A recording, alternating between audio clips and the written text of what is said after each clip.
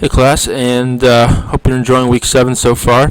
I'm going to go through the couple things you're working on and hopefully clarify any questions you have as you get into the stuff after the reading this week. So let's cover the discussion board first. This week's discussion is on the reading you had in the Sandy and Frethheim reading, and both talk about how metaphor is an extremely common and important element of Old Testament studies.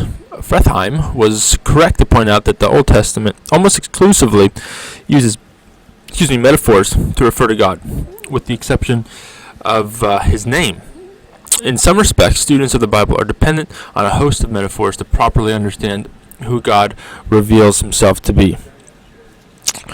So ultimately, metaphors are a big deal. And if I asked you, list off a few metaphors scripturally that describe God or reveals something about God, what before the reading here, what would you rattle off?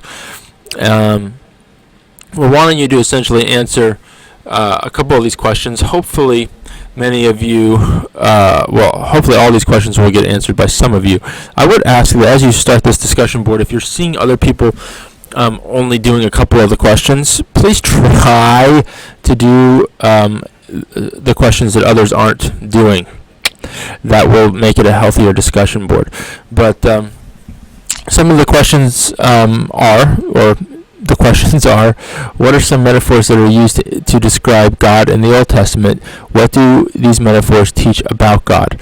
So we want you to obviously be utilizing your study and your reading so far. So these shouldn't be things like you just rattling off the top of your head that you could have done before the course, such as a metaphor of God, maybe that rainbow from Noah.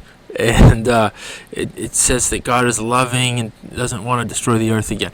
Not that. Let's find some metaphors that pertain to what you're studying through the reading of late. What metaphors about God that give indicators about his identity do you believe are overlooked or underemphasized within and outside the church today?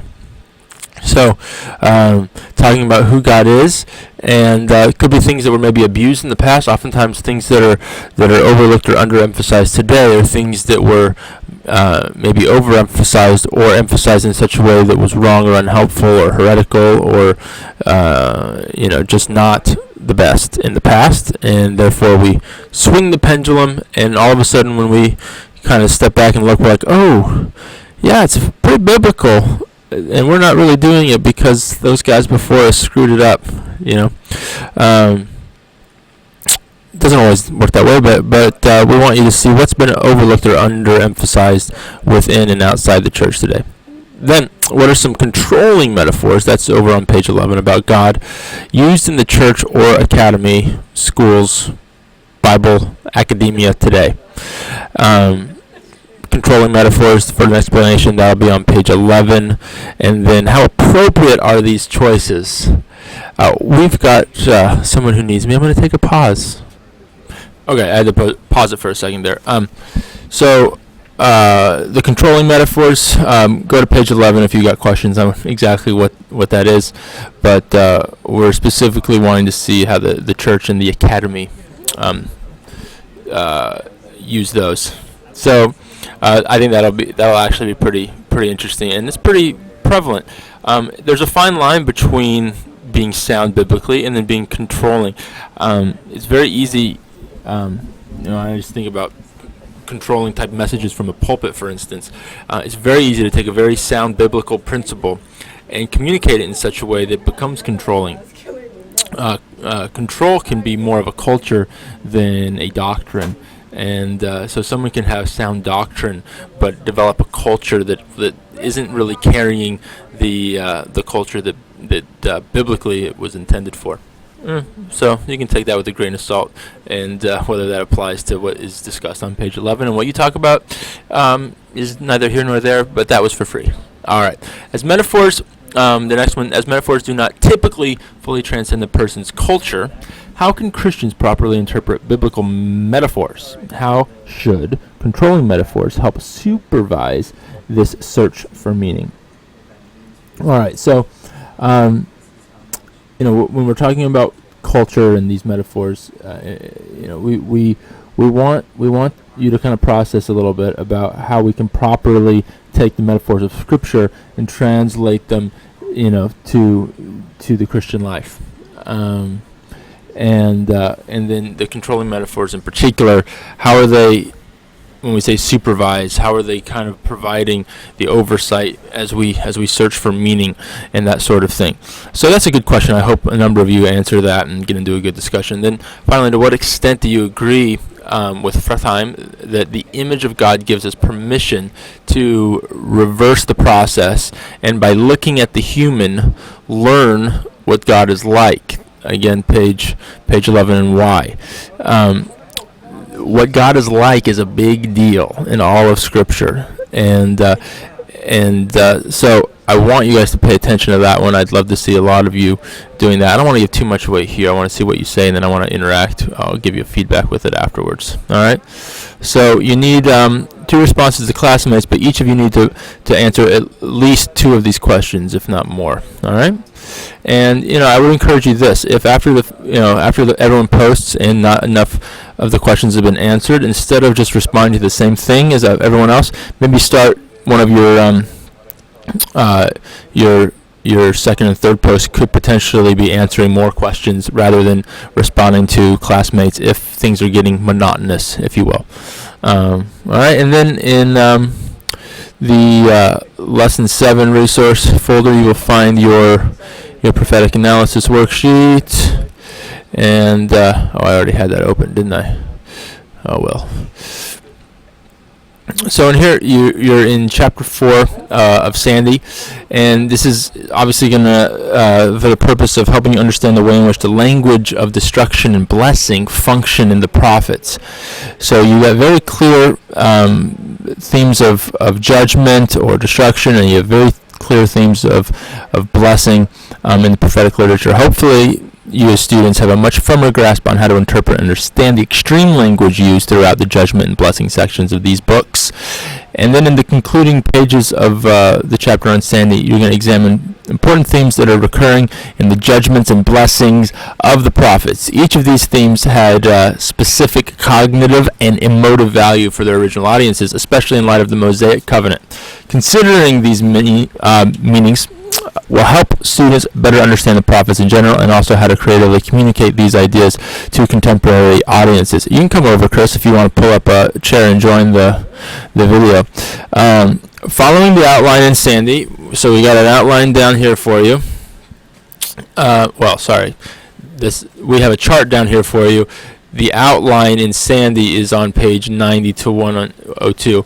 So while following that outline in Sandy, complete the table that we have down here for you. Okay, the first column represents the recurring biblical theme, right here, right? So we gave you an example of land and productivity, and so these are the others that we want you to get into there. All right, and the second column provide the practical significance of this theme. Say hi to Chris. Hi. Everyone say hi. In unison. Hello. The second column provide the practical significance of this theme in both judgment and blessing, whichever applies to the original audience. So you're going to have, essentially, you're going to have blessing and judgment. And in this case, we're giving you the example of what that looks like in both. Are we saying that they're all going to have judgment and blessing? Not necessarily. Right? Maybe not necessarily. Yeah. So if you're saying like, God, this really has clear blessing, this theme, but it doesn't really have any clear judgment, we're not going to force you there.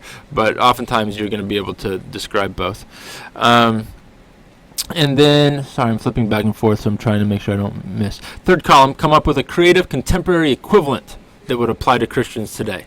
So even though the Mosaic covenant is not a reality for Christians today, the consequences of blessing or punishment can be translated to modern ideas that retain their practical equivalents.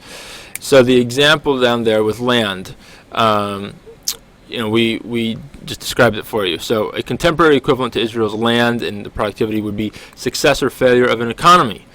if the United States economy crashed, the wealth of the people and the stability of the nation would be hugely decreased. So you think back to even the recession that we've been through the last few years, or the Great Depression and that sort of thing.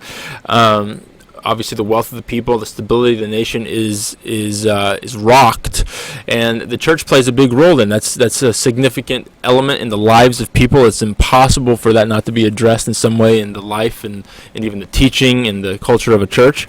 And then when we look to Scripture for how to deal with these things, all of a sudden, especially the prophets that speak into those elements, become very relevant, don't they? But how we do that effectively and biblically is a big deal, right? So the fears of the people would be quite similar to those of ancient Israel when you have people going through that similarity today. Loss of personal wealth, compromised safety of self and family, rumblings of war, disillusionment with government, and questions about the continuance of society. Big deals, right? On the other hand, if economy was blessed, each of the above factors would experience growth in the opposite direction. Few people in U.S. society would be unaffected by the drastic success or failure of the economy. Obviously, right now, we're kind of in an economy where even those that are, probably most of you, you're able in one way or the other to go to school. So whether you feel poor or not, you're not really probably in a poverty situation, but you've experienced, often many of us, especially in this day and age, have experienced greater prosperity maybe in previous years than we're currently experiencing. So therefore our awareness is kind of locked in on not the blessing and the increase, or more along the lines of kind of maybe in terms of focused on, not, I want to say negative, but the point is that our country has experienced a lot of prosperity. If you look at America versus other countries, you would still say prosperous nation versus other nations that are not experiencing that sort of prosperity. And there's reasons why, and there's effects of how prosperity in America has influenced people. So that is an element of blessing, and you can track those similarities in essence to Israel and things in the prophets and that sort of thing. All right, so that's just one example. I'm not going to go into too much more detail because I'm looking at my time here only allows me to go up to 15 minutes. Lucky you guys. But we want you to hit these other columns and let us know if you have questions, and we'll go from there. I'm putting you on the spot. Do you have anything that you want to add into just the mindset of students as they look at this assignment? I haven't looked at it in a while, but I should this week and will this week. But the key here is practical equivalence, to sort of, when you're reading through the prophets after this course, that you won't just read past all these things about God blessing or cursing descendants and bringing desolation and talking about eternal consequences and be like, oh, God's just rumbling and ranting. But you'll understand what it would have meant to the people of Israel because you're drawing it out in practical equivalence to what it means today. That's kind of the idea. Yeah, exactly. So you can take something that's really extreme of a blessing or a judgment of Israel, and it's really easy for us to look at it today and just kind of gloss over it, like, oh, that's extreme. But we know that was, Old Testament, and like there's other things that are more applicable for today. So we're just not going to focus on that one as much.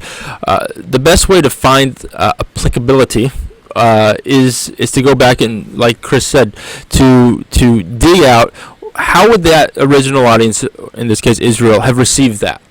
Even the extremities of judgment words or blessing words.